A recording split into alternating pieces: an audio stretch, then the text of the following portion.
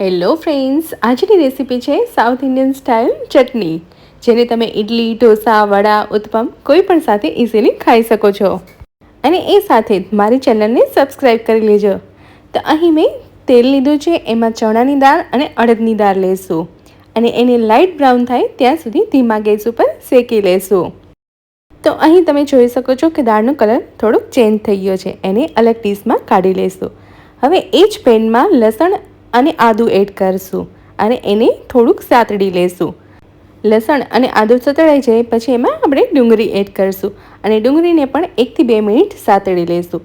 એ સતળાઈ જાય પછી એમાં જ આપણે લાલ મરચાં અને ટમેટાં એડ કરશું અને એને પણ સાતળી લેશું. સાથે જ સ્વાદ પ્રમાણે મીઠું અને 2 સૂકા લાલ મરચાં એડ કરી લેશું અને એને પણ 1 થી 2 મિનિટ માટે સાતળી લેશું. બધી વસ્તુ સતળાઈ ગઈ છે. હવે ઉપરથી કશ્મીરી મરચું પાવડર એડ કરી અને એને ઠરવા દેશું. પ્રોપર ઠરી જાય પછી એને બ્લેન્ડર જારમાં લઈ લેશું અને સાથે જ આપણે ચણાની અને અડદની દાળ પણ મિક્સ કરી લેશું.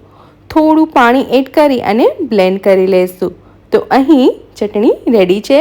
હવે એનું વઘાર માટે તેલ, રાઈ, જીરું અને હિંગ અને સાથે 2 સૂકા લાલ મરચાં એડ કરું છું અને એ વઘાર આપણે એમાં ચટણીમાં એડ કરશું.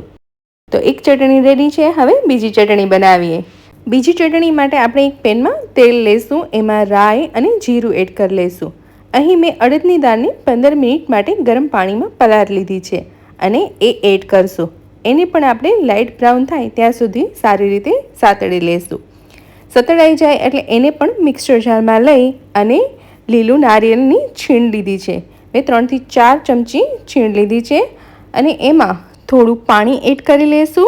સ્વાદ પ્રમાણે મીઠું એડ કરી લેશું અને લીંબુનો રસ એડ કરી અને સારી રીતે બ્લેન્ડ કરી લેશું.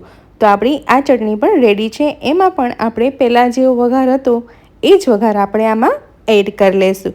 તો આપણી બંને ચટણી રેડી છે. તો હવે ઇડલી બનાવીએ.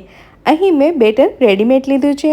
એમાં સ્વાદ પ્રમાણે મીઠું અને હિંગ એડ કરી લેશું. થોડું પાણી એડ કરી અને મિક્સ કરી લેશું.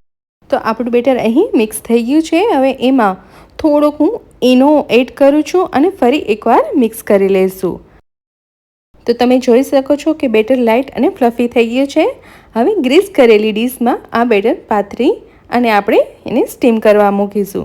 લગભગ 15 થી 20 મિનિટ માટે એને સ્ટીમ કરશું. તો તૈયાર છે બંને ચટણી સાથે ગરમા ગરમ ઇડલી. અને એ સાથે મારી ચેનલને લાઇક, શેર અને સબસ્ક્રાઈબ કરો.